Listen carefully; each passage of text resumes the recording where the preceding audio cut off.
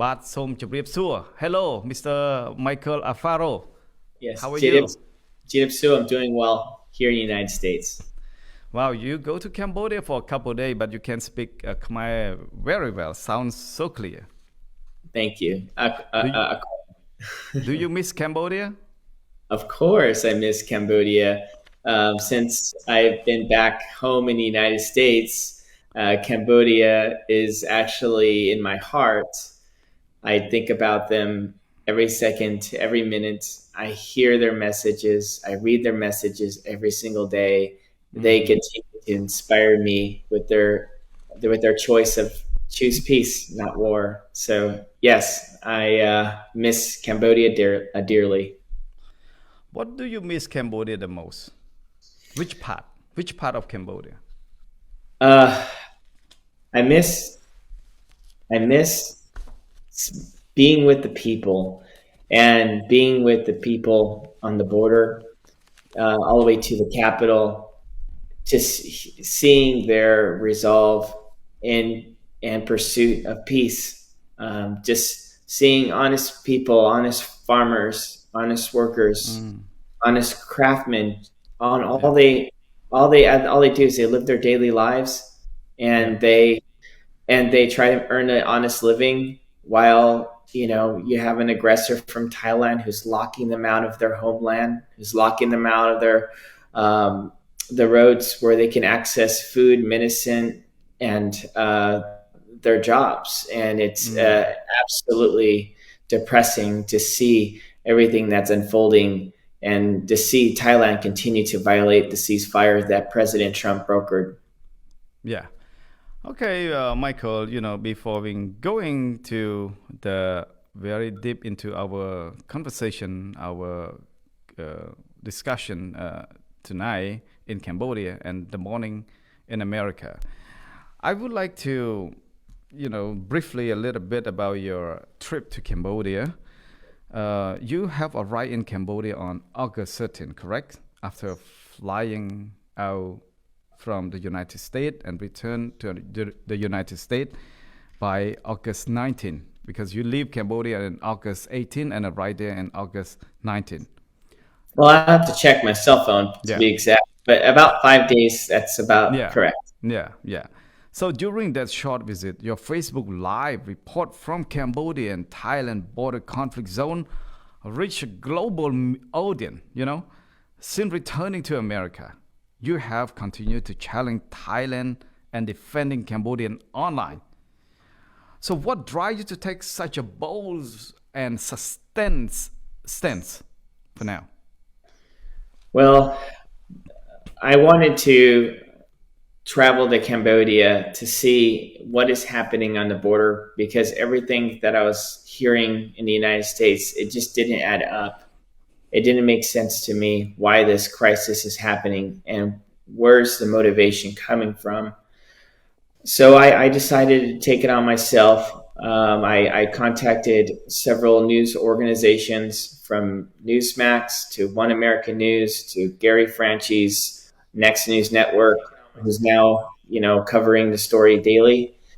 And I asked everyone, would they please come with me?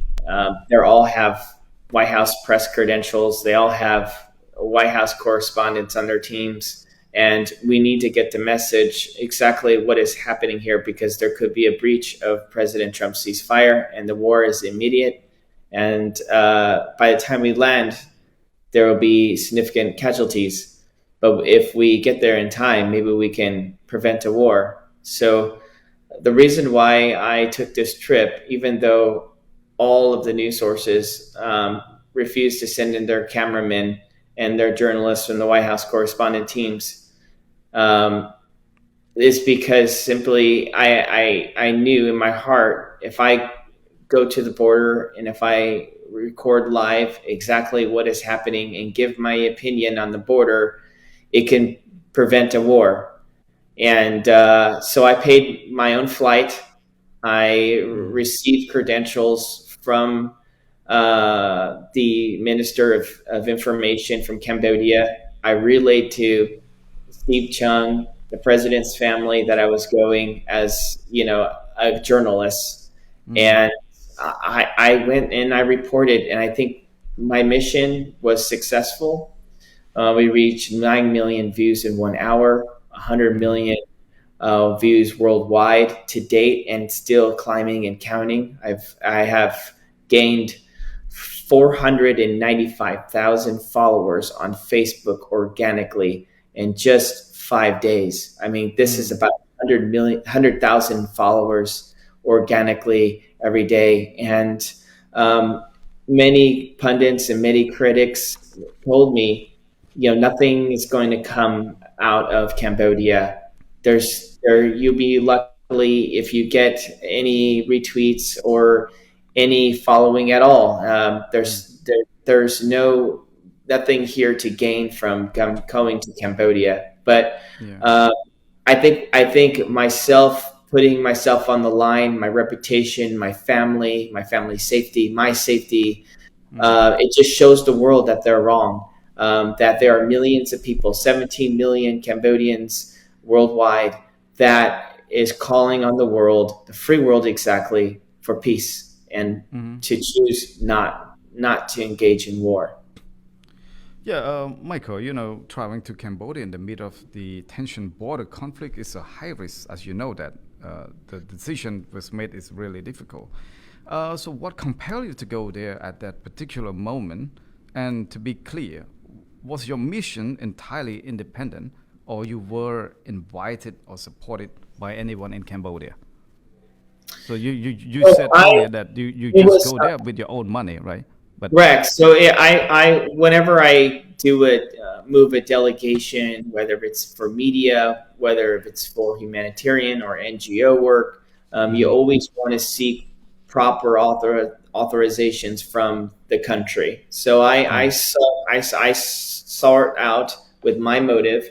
I contacted Cambodia and through a journalist, Soisa Peep, and I've asked permission, and I said I will not get on a plane unless I have a written letter from the Minister mm, of Information that gives me authorization to interview the Deputy Prime Minister, and see and tour the border crisis. When we submitted the letter for approval at that time, One American News was committed to send in their White House correspondent team, and I was going to be acting as the leader slash producer and help facilitating the news, and not be on the camera. But mm, everyone canceled the trip because they got a safety brief that a war was likely to break and there'll be mm, casualties, and maybe for our safety we shouldn't go.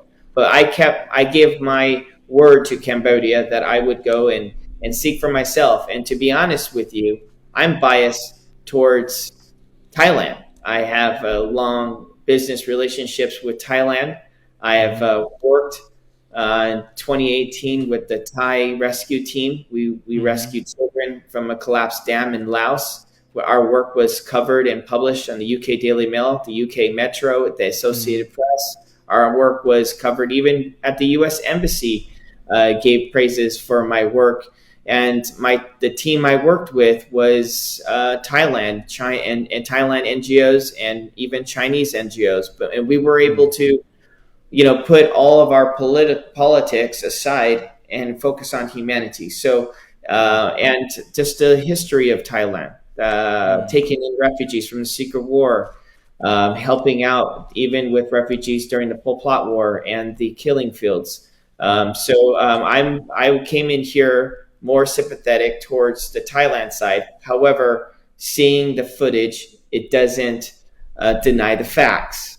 mm, Seeing um, you know, the two schools that was bombed by artillery rounds, mm, hearing and seeing that the white phosphorus rounds was deployed, and the Thai government said they didn't do it. And then later, a few days later, they say, mm, yes, they did in fact deploy that. Well, that's a crime against humanity. Seeing that they bombed a temple that was built in 800 AD that was protected under the UN, seeing the MK bombs and the call for F-16 fighter jets. And so mm, I had to go to Cambodia myself to seek truth.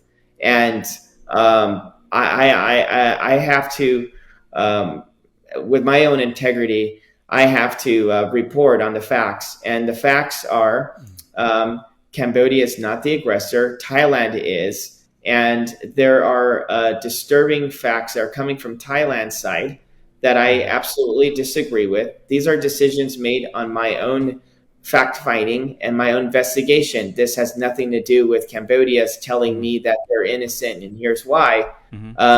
Everything that I pushed out is on my own dime, my own expense today. I've lost over $10,000 on this mission, but God has blessed me as a businessman, and I'm very financially secure. So I took it on myself because I thought if this is a moment in my life where nobody pay you at all. We could save a war. Go ahead. So nobody pay you at all. Nobody paid me a dime. Nobody paid me a Okay. dime. So Right. I have a question. If Cambodia were to pay me $1, I would have to register under the Foreign Registration Act. I would have to disclose that publicly and file a report with the Department of Justice, the U.S. Department of FinCEN, which is our financial law enforcement, the Lobbying Disclosure Act from the House and U.S. Senate, and even the White House. And so, but I did not receive any payment from Cambodia's government. Yeah. I am not responding on behalf of Cambodia's government. I'm responding on the behalf of the American people, my own personal interests, and I am responding as a concerned United States citizen, and I'm acting in the capacity of a freelance journalist. Michael, how do you know Soy Sapir? Why you contact Soy Sapir? Why you able to contact him? Well, Soy Sapir put out some news about renaming Highway 4 to Donald Trump Highway. It reached over 2 million views on social media. Prior to that engagement, I saw his social media post about defending their side of the argument that they are not, in fact, the aggressors, which got my attention. But I was watching closely, so I reached out to Soy Sapir. I learned that he was also part of the delegation of the 1991 Paris Peace Accords that helped establish what is, in fact, the country lines that defines what is the property and the rights of Thailand and what is the rights of Cambodia.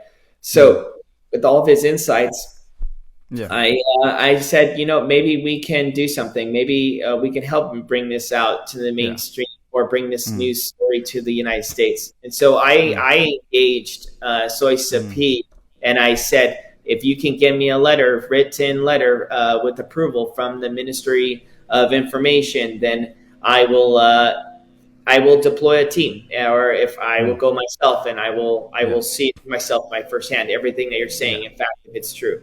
Yeah. So, Michael, some critic question about your credibility is pointing to your roles as a White House correspondent and suggesting that it is a misrepresent. So how do you respond to these criticisms, and what would you say to those who doubt to your legitimacy? Well, thank you so much for bringing up this question. Thailand lied and said that I was a White House correspondent. I never once said I was a White House correspondent. I never once in my application to Cambodia that I said I was a White House correspondent. I never said on any post, on any interview, on any article that I was a White House correspondent. Okay. In the application from the Ministry of Information, we have a White House correspondent, credentialed journalist who is going to be with me on the team. He was the one that was supposed to be interviewing the Deputy Prime Minister, and even Minister of Information, Minister of Tourism. He was the one that was supposed to be covering the news story and be on the camera and the spotlight. And so what happened was, because everything happened so rapidly, I bought my ticket to Cambodia 6 hours before I got on a plane. And just imagine just imagine trying to tell your wife that you're going to report on news on a war zone, and I'll be back in a few days. Conversation wasn't easy. So by the time I arrived at Cambodia, the government, because of the time frame, just wasn't caught up to speed. And somehow I think because I stepped in and I reported it, and I made it very clear, I'm acting as a journalist. I know I came here with White House credentials with the team from One American News. However, I'm acting as a lone journalist, and we're going to get this interview completed, and we're going to solicit it to the AP. And I have some contacts who are interested in the story as soon as we cover it. So we went to go ahead and cover the news. And what happened was the deputy prime minister, someone who was managing his social media account, stated that Michael Alfaro, White House correspondent, interviews deputy prime minister. And by that time it was out there, it was already too late. I wasn't even aware of the post because I was on immediately after the interview. I was on a 6-hour convoy with a military detail to the border for my protection to cover the live stream. So by the time I got done with, the live stream with the border, it reached out millions of views. People are, I was branded as a White House correspondent, and I reshared it on my post, but I told them that you can go on Facebook and you can correct it. All you have to do is just remove the title and just say journalist. But it's already too late. It's already out there. And what Thailand is doing is they're using the loss in translation of information. They're using it to discredit what I had to report and what I saw from my eyes. And that's their only defense that they have is a typo. But the question is everything that I've reported on, everything that I have said today is from eyewitness first-hand accounts. Everything that I've said and I've reported has been truthful. And the only defense that Thailand has is to find ways to discredit the reporting and to delay, and to hide from the truth. Because there's a saying we say here in America, he who hides nothing hides nothing. Go ahead. Michael, I see your Facebook posts a lot. I have been researching to your Facebook. I know that you never post that you're a White House correspondent on your Facebook whatsoever. And also, I research a lot, go deep down on your photo. Your family have so much like a photo with President Donald Trump and his family. So tell me exactly what is your role with the family of President Donald Trump? Thank you. So my role has always been consistent for the past decade. I'm a consultant to President Trump's family in various capacities. I'm considered on what we call the unofficial side. Okay. So the official side is when you're a White House or federal government employee.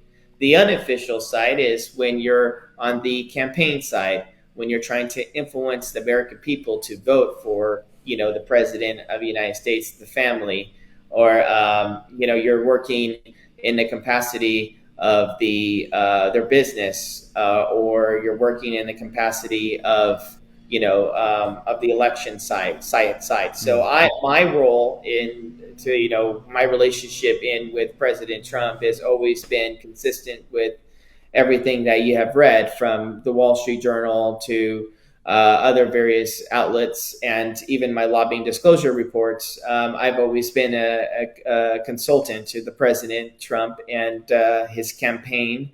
I've always been actively working with Mark Beckman, Melania Trump's exclusive senior advisor. It's the same position, similar as Elon Musk, working on the outside, not necessarily being on the inside of the federal government side. There are teams that we have in the U.S. government. It's the unofficial and the official side, and I'm on the unofficial side. And so every day I was on the ground, I've been communicating with the president's family every single day. and I've been letting them know every step along my journey. Mm. They are concerned for my safety, and they know of everything. I even communicated with Steve Chung. I text him personally from my cell phone, my viral video that reached over Mm-hmm. 9 million people, and I briefed him through text, and he received it. And Yeah. yeah, that's my capacity. I know it's So you difficult you you you to so understand. yeah, so you report to them all the time, right? So even in Yes, you were in Cambodia. So correct. did you still talk with the Trump families and also like Melena's lawyer regarding your trip to Cambodia Yes, every single day, and every still single day? because we work every single day together. So you can. I work in a capacity with Hunter Nation. I'm an advisor to Hunter Nation, and that's Don Jr.'s nonprofit and his 501c4. And I Mm. work as a consultant for them and as advisor to the president's son, and that's my full time client. And I also have a full time client with Melania's exclusive advisor, Mark Beckman. So I've been working with Mm. him Yeah. through the years. Michael, tell me when you met the Deputy Prime Minister Sun Chantol and the Tourism Minister Hud Hak and Information Minister Ned Petras and other, as well as other Cambodians people. So during your meet with those senior officials in Cambodia, did you able to let the communication happen between the Cambodian official and the president's family? No, that would be lobbying. That Mm. would be under the Foreign Registration Act, where if they were to ask, can I talk on the phone with the president or the president's family or an elected leader or a sitting, elected office by their direction, their motive, that would be a violation of the Foreign Registration Act. Mm. And I did not do that. Mm. Um, Everything that I have done on my own capacity. I have communicated through American channels, through American interests, through American led operation. So Mm. I did interview the elected leaders from Cambodia, and I did Mhm. relay the message through media sources, through channels to let the people in America know at large. But I have not acted in any which way as a foreign agent to Cambodia. And I want to make it clear: to be a foreign agent, it can be either voluntarily or it can be by paid. So if a foreign principal from Cambodia or a foreign leader or minister tells me, can you talk to the U.S. government? Can you talk to Congressman so and so? Can you talk to the president and relay this? And if I take it from their direction, then Mm. I'm violating U.S. law. So the entire time I've been down there, I Mm. gained nothing. I just reported what I know, what I see, and because I communicate, because I have a business relationship with the family in Mm. various capacities, they see everything that I do. They see all Yeah. my work. They read all my posts. They they laugh. We just laughed when Mhm. we saw the fake news that Thailand pushed out that I'm not connected, or Mm. they laughed. We laughed about the one post that said Thailand said President Trump called me, or the U.S. embassy called me, told me to come home. We Yeah. laughed about that. I mean, I'm very secure with my relationship with the family, and I'm very secure with my position, Yeah. and so I can care less what Yeah. Thailand thinks or Yeah. what they're alleging Yeah. false narratives about me. Because look, Mhm. they're doing this about me, American citizen that has nothing to gain, no business. Like really, I have Mm. more gain business or more lose business opportunities with Thailand than Cambodia. Mm. Uh, if they're lying this about me, what are they saying about Cambodia? That's a lie. Mm. And Mm. sometimes in the Trump world, we allow lies to happen, and we allow Mm. lies to blow up, because when they get so large and you give them the truth, then they lose credibility. And so when immediately when Thailand was saying, that was a White House correspondent, immediately when they said that I was paid lobbyists from Cambodia, I just sat back and said, wonderful. You know why? Because it's not true. And the truth is, I was never was receiving a payment.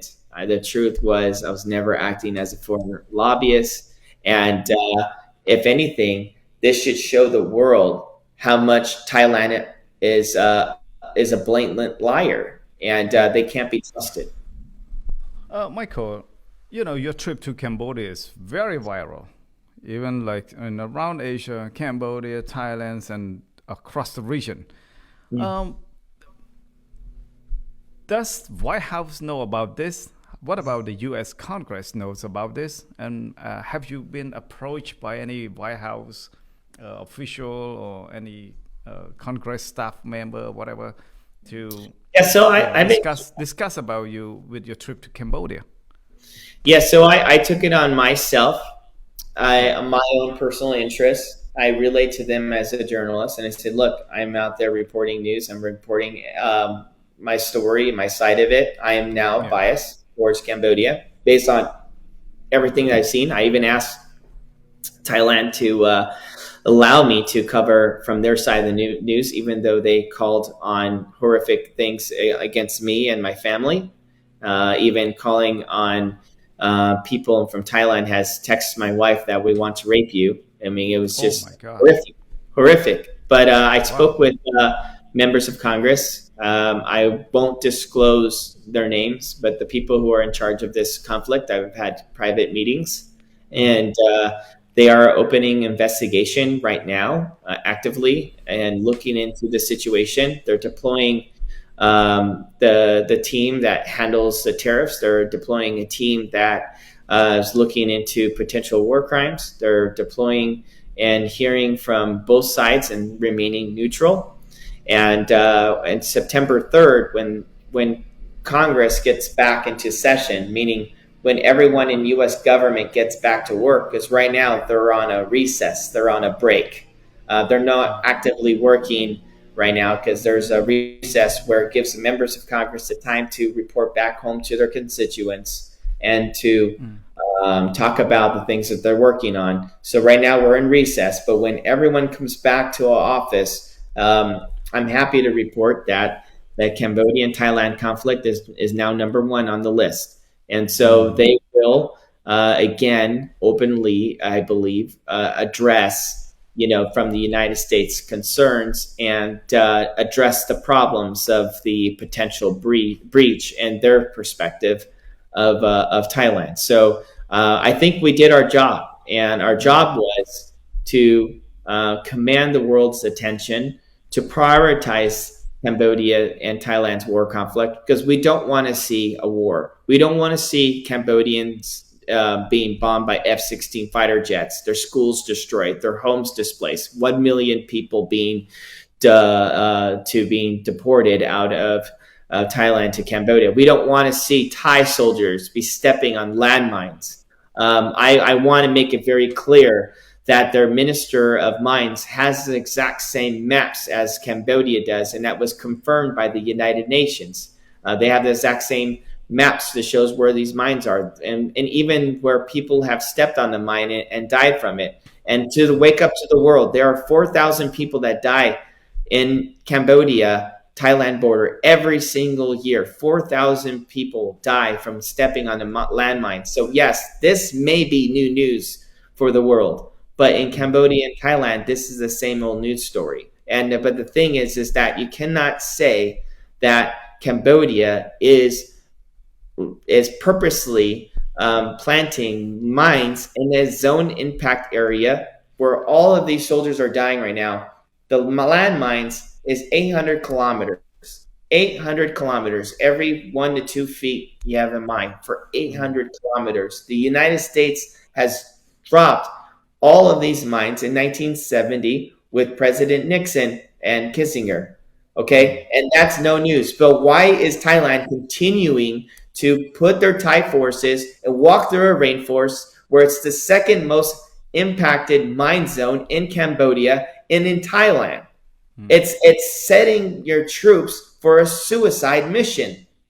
Yes, you may detect one or two bombs, but every 2 feet for 800 kilometers, there's mines, and you're going to continue to send in young 18-year-old boys to walk through a forest of mines.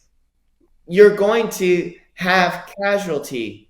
And the minister of mines from the Cambodia is doing the right thing. He's saying, please stay out of this forest, stay out of this region. And he was the president, the sitting president under this UN committee that was in charge of all the mines for 100 countries. The successor now is from Japan. And he even confirmed himself that Thailand has access to the exact same data, the exact same AI, the exact same technologies. So why is it that Thailand keeps on reporting that our soldiers, just like today, they reported that a soldier stepped on a landmine and lost his leg? But my question is why are you sending your Thai soldiers to a mountainside, to a rainforest that has mines for 800 kilometers? There's no way that drugs, trafficking, laundering money is walking through a mine forest, literally a mine forest. It's not possible because you would die.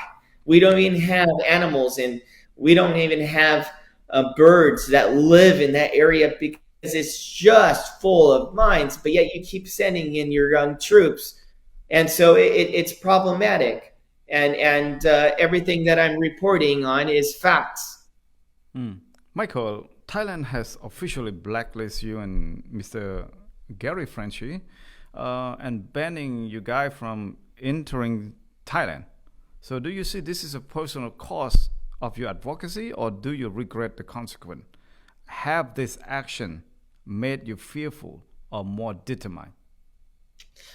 Well, I was really surprised because of all my great relationships I have in Thailand, working with actually the Thailand military on a humanitarian rescue in 2018, given that I helped improve trade relations, manufacturing, moving the auto industry out of China into the Thailand government. I mean, the Thailand actually manufactures the Ford F-150. All the cameras on the back behind the Ford F-150s, they're all made in Thailand.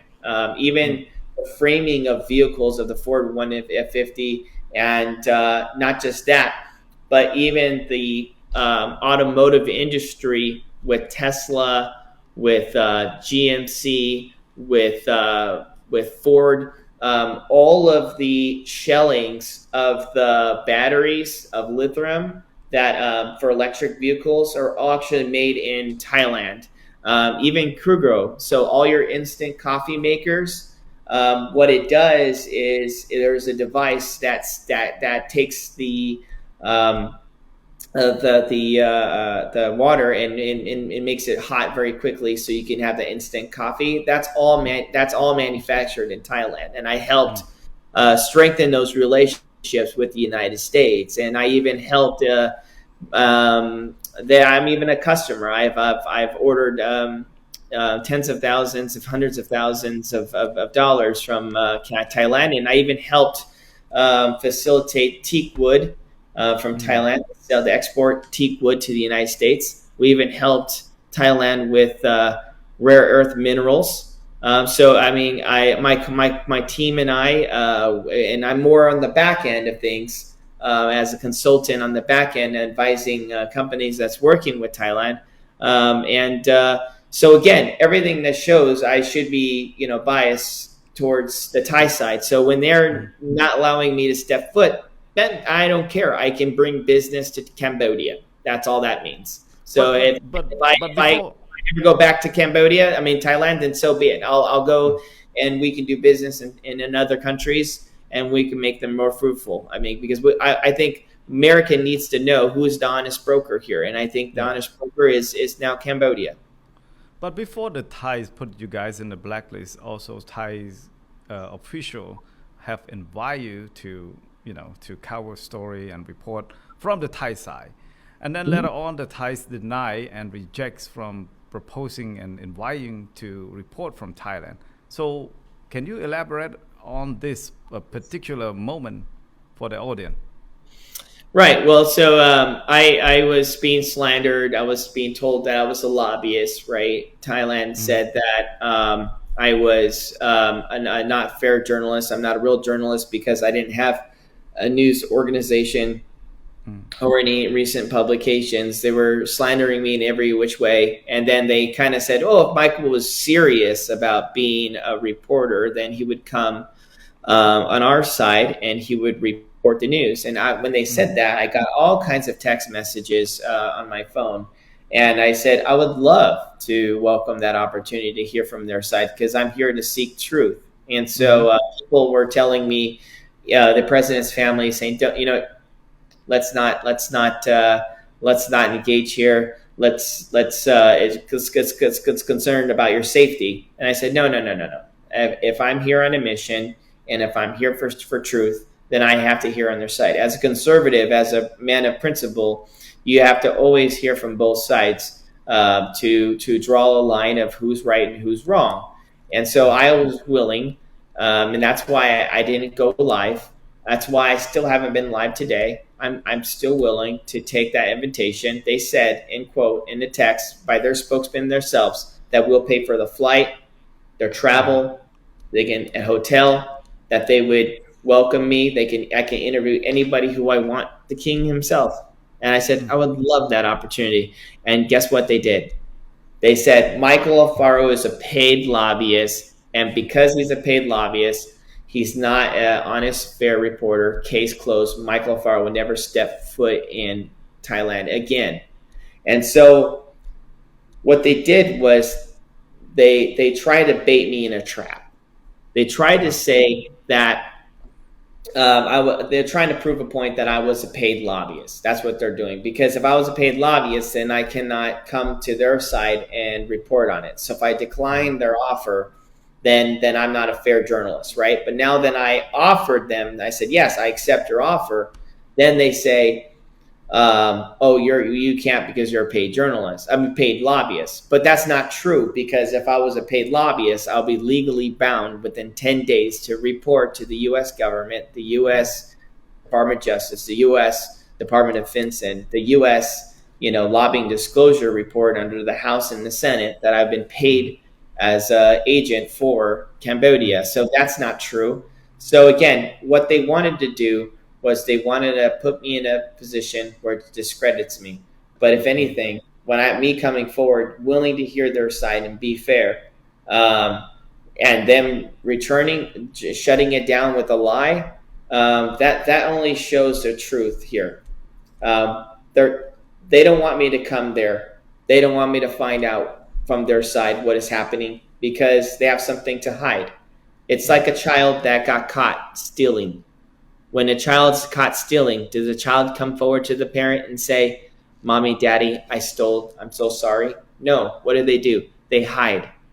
And mm, then you check your kid's pockets and you say, but you have the cookie in your pocket. And the kid says, oh, I don't know how it got there. And I would say, well, did it fall from the sky into your pocket? And the child says, oh, no, I just put on my pants.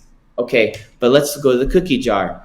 There were 4 cookies. Now there's 3. Explain. And then eventually the child says, what? Okay, mommy, daddy, I'm mm, sorry. I stole the cookie from the cookie jar, right? And that's exactly what this is. They're out there playing child games, and they're saying that we have nothing to hide. But then I go in and mm, say, okay, I'll bring the camera. I'll come and interview. I'll hear from your side. I want to get all the yeah, information, and then they retract.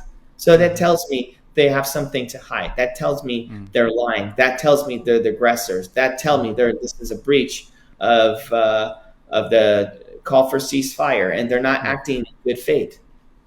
yeah. Michael, like the 18 soldier is still captured in Thailand, And so far, monks and students, thousands of them protest in Cambodia, urging the Thai to release the 18 soldiers to Cambodia and free them so that they can meet their family and their kids in Cambodia.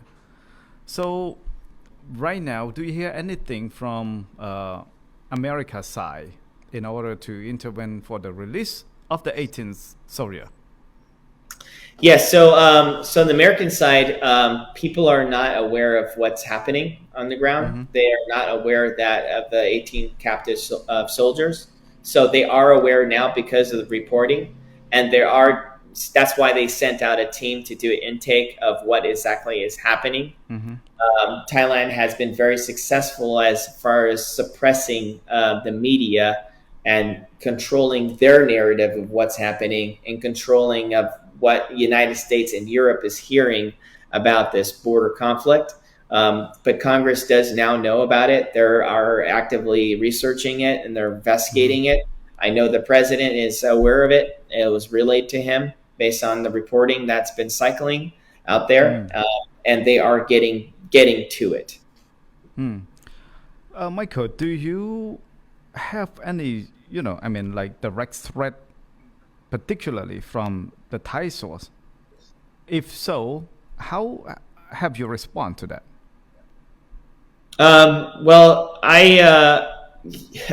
When you have a multi-million-dollar smear campaign running against you, the only thing you can do is steadfast, tell the truth, tell the news. The Thai people, Thailand will not kill me, will not harm me. It's all a scare tactic to get me to be quiet. If they were to harm me, and if I were to be killed at any of my guest speaker events or be killed in American soil and they committed an act of terrorism crime against me, well, guess what? The United States will come in and give them the wrath of God. And not just that, but I have 500,000 Cambodians in Cambodia that love me, that hear my message, and I stand with them, and I know they stand with me. So nothing would ever harm me, and I'm not afraid. I'm not afraid of bullies. I'm American at heart, and this is how American spirits fight.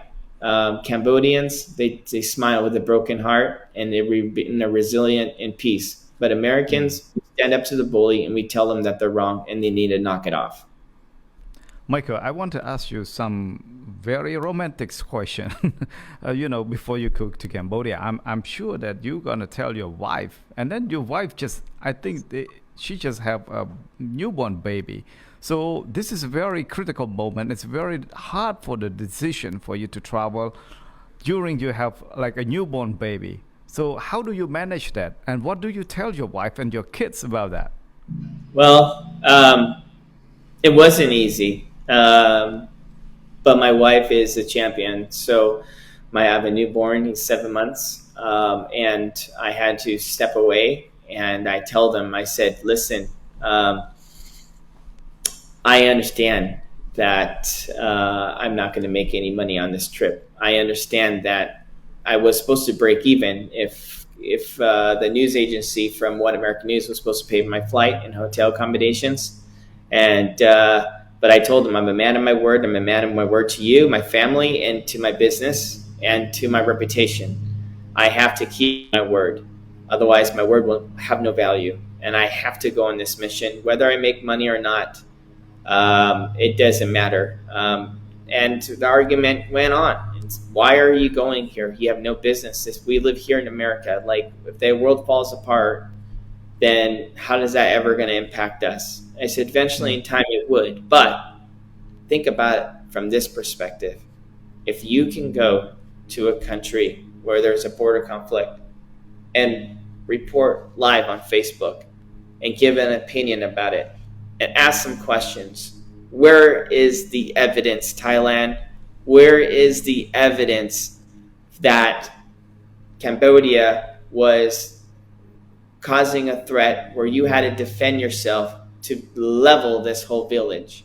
And if I ask that question, and if everything that I'm seeing here in the United States is true, and if I go to their soil, to their troops, to their border, to their wall, to their leadership, And if I ask them that question, and if we can prevent a war and save lives, well, that's the meaning of life. Mm. And that is something that money cannot buy. And that's something that's born in me. God has put that in my heart. God has put that spirit in my heart. Mm. And I cannot deny it. That's just who I am as a person. And so I love you. I'll be back. I'll be safe. This is not my first time me doing something like this. And this won't be my last. But Mm. as long as God puts it in my heart and my spirit, I will continue to report the truth. Mm. So you said you want to keep your word. Why do you have to keep your word? And why does it matter? Well, it's something that's installed in me as a United States Marines. As a United States Marine, your integrity is everything. And um, I just have it in me. I have to keep my word. If I tell you I'm going to help you, I'm going to help you. If I tell you that my answers are, I'm not too sure what good can come from this, then that's exactly what this is. But when Mm. I put my reputation, my Mm. as a business leader, as a person, Mm. I keep it, and that's why Mm. I'm where I am at. That's why I have Mm. access to the president. That's why I Mm. can I can, facilitate meetings, and I can Yeah. get in front of the line for any one of my clients. I can get the Mm. president's attention because the president, what he loves, what he wants from his people is loyalty. And Yeah. that's what I bring. I bring loyalty to everyone. And that's who I am as a Yeah. person. So Yeah. so that's why I'm successful. I'm Mm. successful because of loyalty. Look behind me. I have a picture with Melania, Trump, my kids, all of us. Mm. This was done and during Easter. And I have another picture, President Trump with me in the picture. I have the lanyard when I met the president. I have all my office. I have Mm. pictures with the president, not just Mm-hmm. with Trump, but even Bill Mm-hmm. Clinton and Barack Obama. I Yeah. have I've been that's my reputation because if you can't Yeah. keep your word, what good are you? Correct. Yeah. So, my other question: there was a report that Mr. Soysapip, a founder of the DAP News, proposed renaming Cambodian National Road 4 in honor of President Donald Trump. While you were in Cambodia, did you hear anything official from government leader regarding this proposal?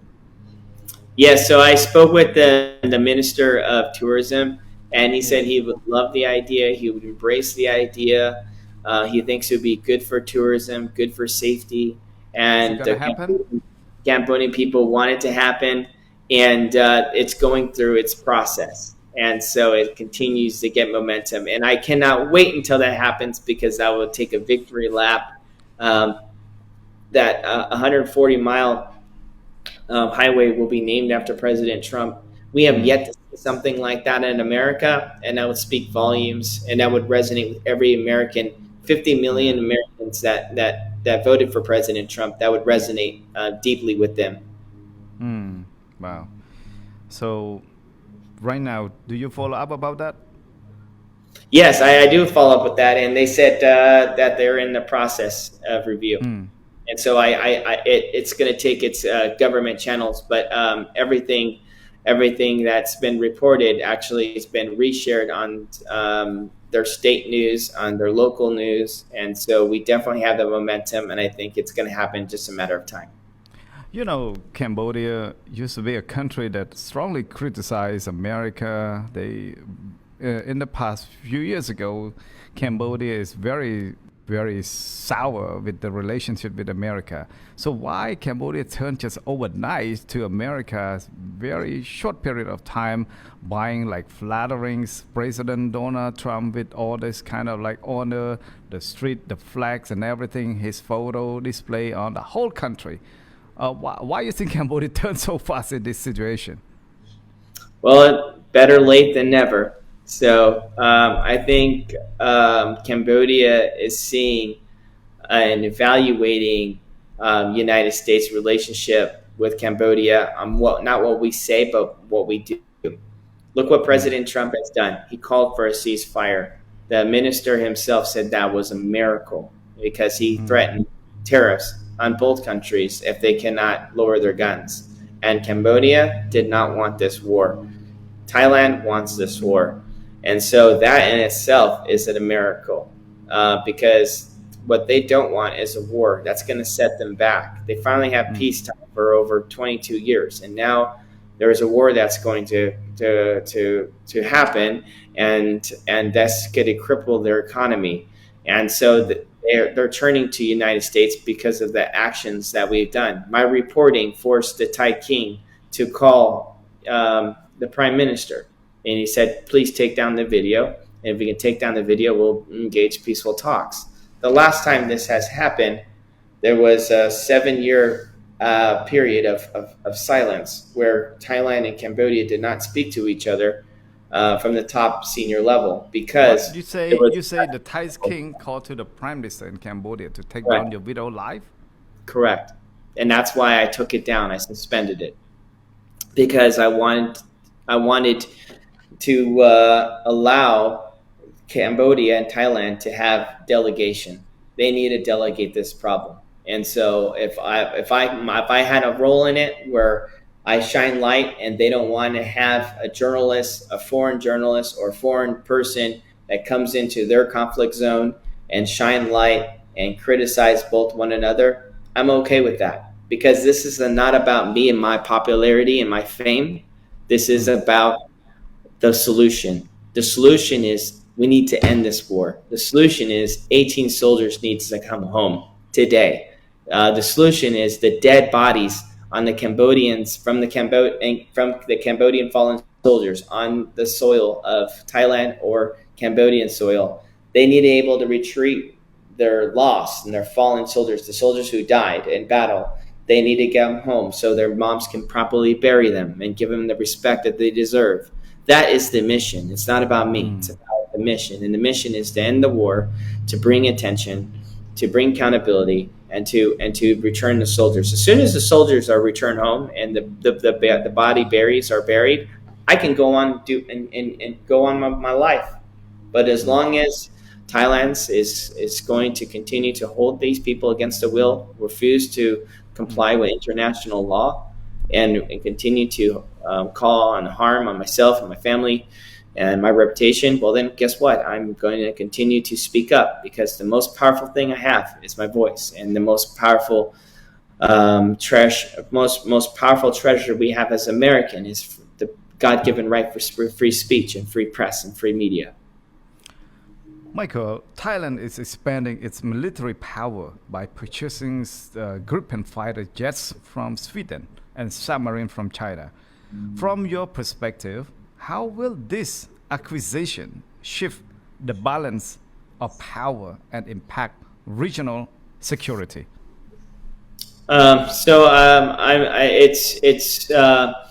It's concerning, I think, for the United States and the Trump administration that they're taking a step away from the United States, and the reason why they're doing this is because they don't want to behold to principles of peace.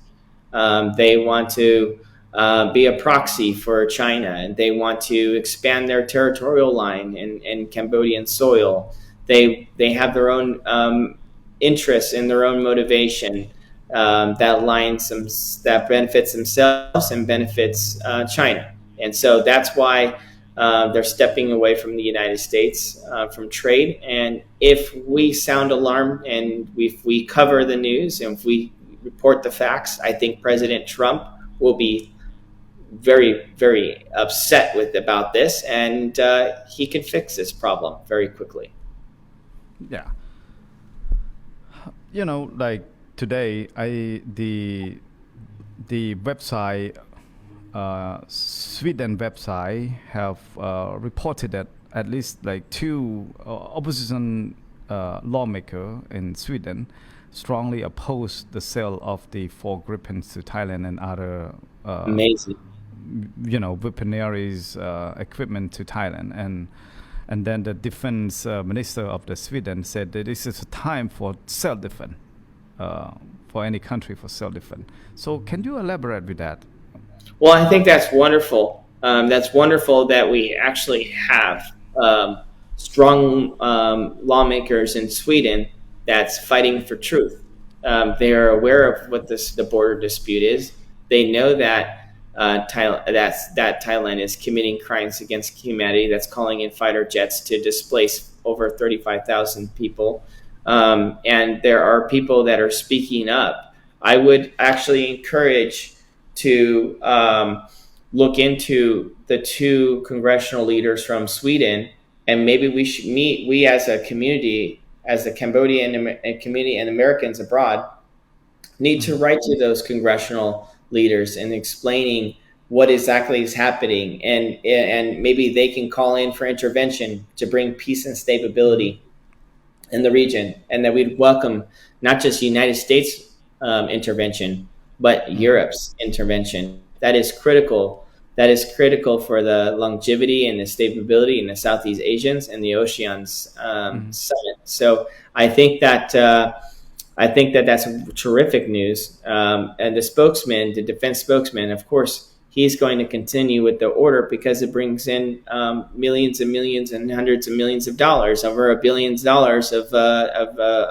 of sales, and it helps their economy because their economy is in debt because they're supporting a war in Ukraine versus Russia. So getting the financial support from Thailand is critical for them right now. But there are principles that we have as humans.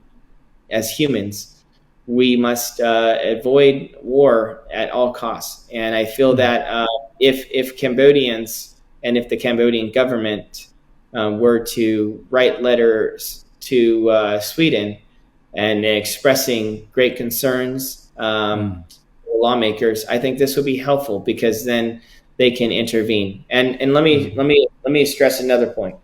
Most of these rounds that are engineered, and even though they're designed and manufactured and developed in Sweden, most of the technology still comes from the United States. So as long as it's 5% engineered in the United States, President Trump can intervene and tell Sweden to not continue to deploy weapons to Thailand. He has that power and ability to do so.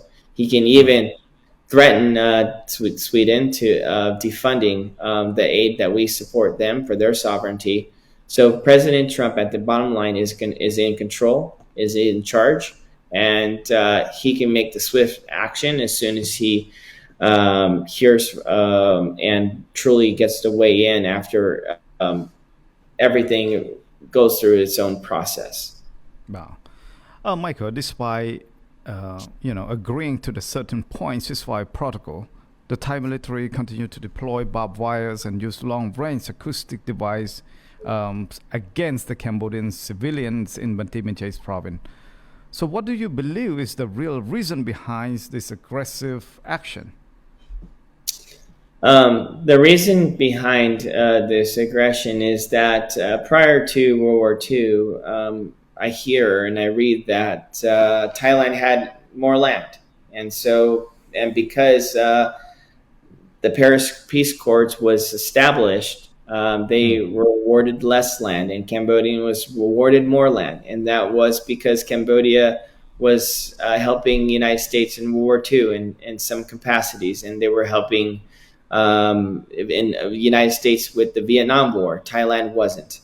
And so not in certain wartime capacities. And because of that, there was the lines where have been drawn. And now there is propaganda from China that's influencing Thailand, and Thailand is pushing out propaganda that the border lines are not fair and that they belong to Thailand. And it's been disputed over 500 years. Even the president acknowledged that. But the truth is, since 1991, we established the lines, and what Thailand's doing by violating this is they're testing President Trump. They're testing his resolve. How is he going to respond? And this benefits this war and disable to bring what's the word, to bring a disruption in this in the Southeast Asians really benefits China for the long game. Mm. Um, yeah, so that's exactly what's happening. So buying this kind of like bullying, is there any gonna be a tariff consequence to the Thailand from the United Well, States?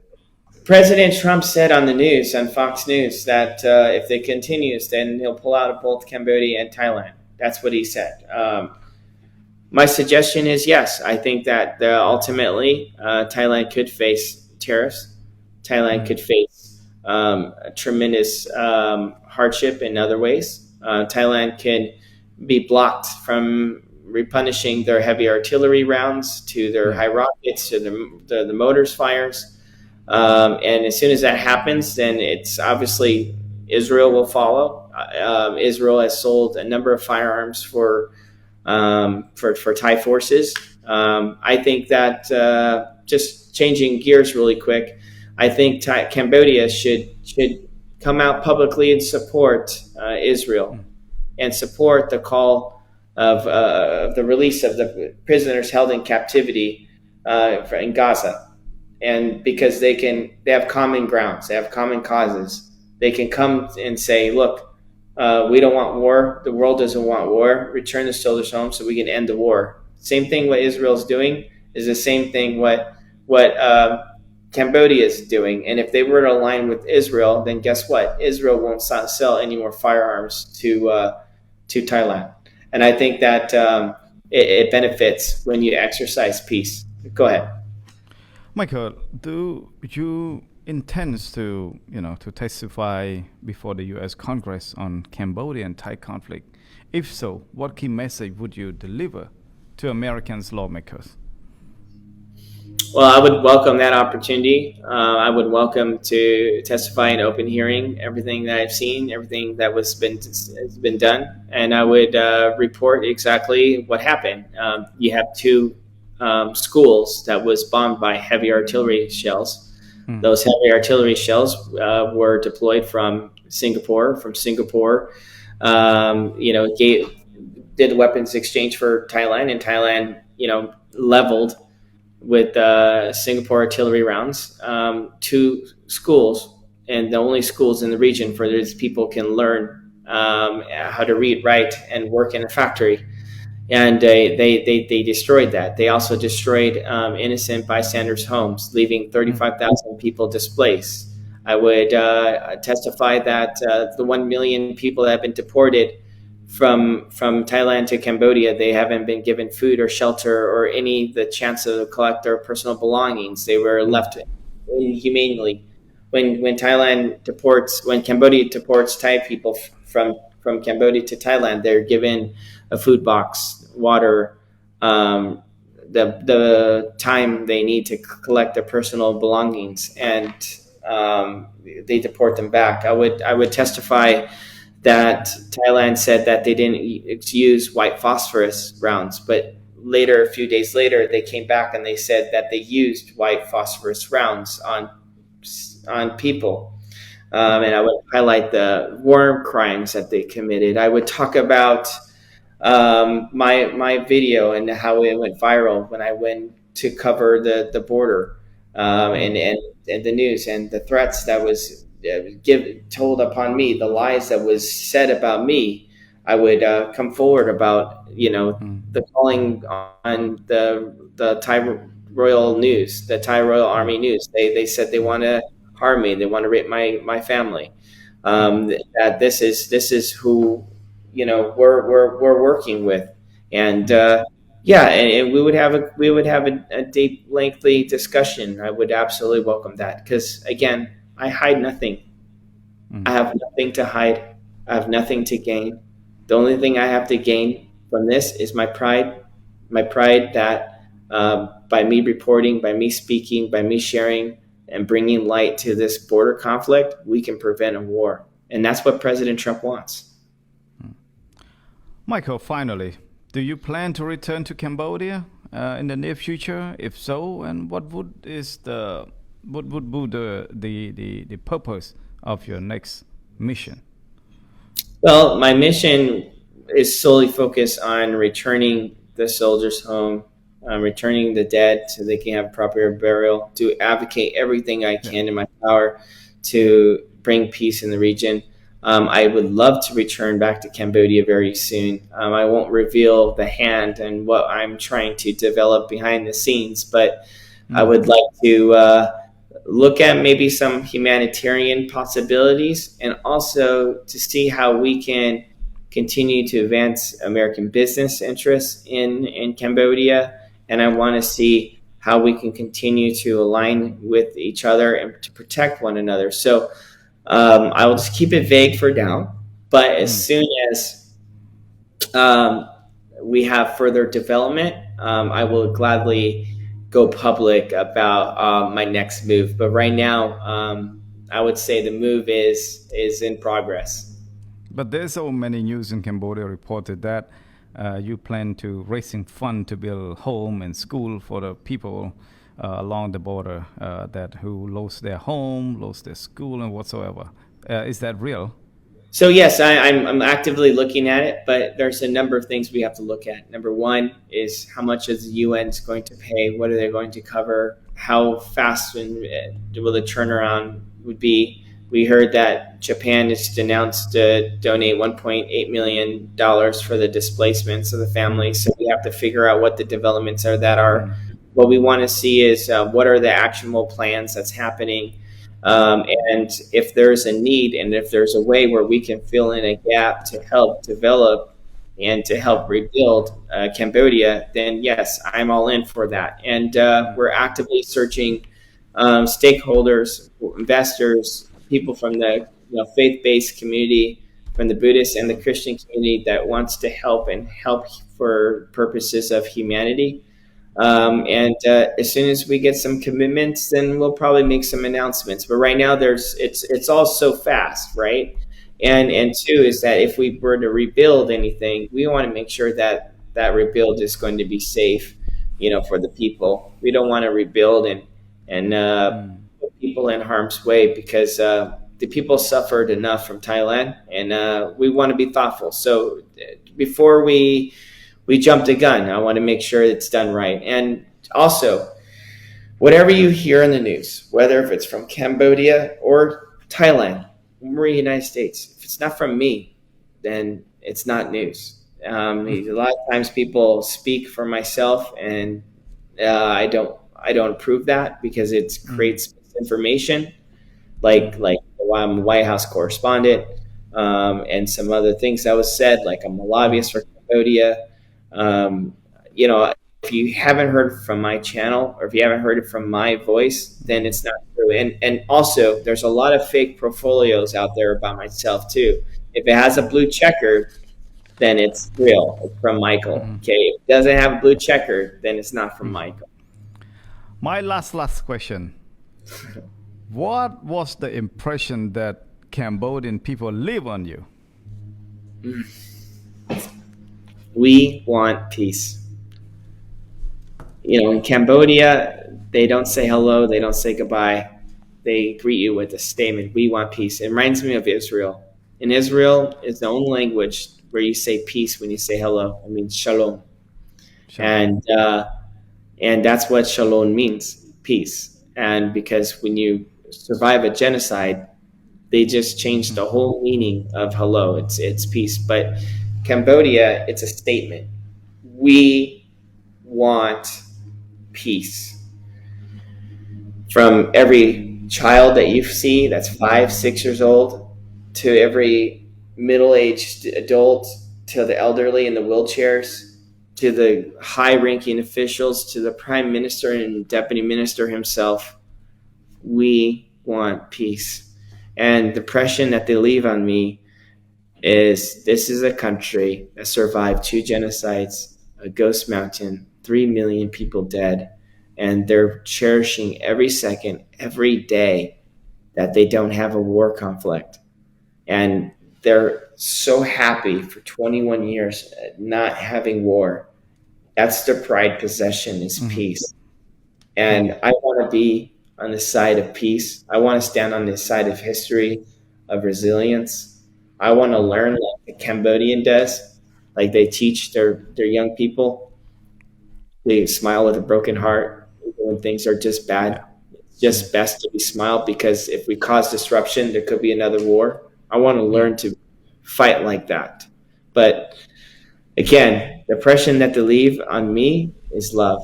And I hope that my colleagues in the White House and the Washington and the Hill and the family, that they see this profound and overwhelming call for action for peace, and that they will be impacted. And we have to stand up for Cambodia, because if we can prevent war, let's do it. Let's be in the side of goodness, because right now, President Trump and now Cambodia is fighting good versus evil. And you have to ask yourself, what side are you going to be on? And sometimes sometimes I believe when you do right and you're on the side of good, then good karma is going to come your way. God will bless you for that. Michael, one last question before you go. I will let you go because we've been talking forever already today. And, like the announcement about you and Mr. Gary Francis to receive the Bravery Reporting Award in South Carolina, that is by the Cambodian Association of North Carolina and Cambodian Association of South Carolina. They joined together and give you a big trophy, a big award on the September 7 in Spartanburg. So, what would you say about that? Well, it's an honor. But the real heroes are those that are still trapped behind enemy lines. 18 soldiers that are, still held in captivity, the dead that has yet to be returned. But if I can have a small part in it, and if we can continue to empower the Cambodian community so they can have a voice, then I will be on the side of truth. I want to also leave it with this very, very important message that I have yet to address Cambodia. Seeing recently the developments where the Thai forces came in with guns, machine guns to be exact, and they're setting up the barbed wire borders with the tires, and you see the innocent people that are responding with bamboo sticks. I want people to know where your camera comes from is your God-given ability for free speech. Record. Take your phone and go live. It doesn't matter if you have 1 follower, 2 followers, 3 followers. Nothing, no lie can ever triumph truth when you're just recording. If you see a Thai soldier in your neighborhood that shouldn't be there, take your phone out and record. And have your friends and your neighbors neighbors record. And you just start telling exactly what's happening on camera. Because your video is it's circulating the Cambodian community, and eventually it'll make its way to international press, international influencers, and people will hear about it. And as long as you're recording, we'll never need to bring a weapon to the battlefield. If harm were to happen to you, if Thailand were to shoot you for recording, your neighbor's still recording, and your sister's neighbors and your brother's neighbors is recording. So they'd have to shoot you all. And if they continue to do that, then guess what? The world will respond. And so don't be afraid. I don't think anything's going to happen. You just have to continue to be vigilant, right? Know your environment, know your surroundings. But whenever you see a Thai soldier out there that doesn't belong there, if you see them putting up barbed wire or fence, all you have to do is just take your camera, pull it up, go on Facebook Live, record, and show the world who is the aggressor. And if you can do that and you keep it up, I believe we can have lasting peace. Thank you so much, Mr. Alfaro, for your time with the Cambodia Daily. Thank you. អរគុណ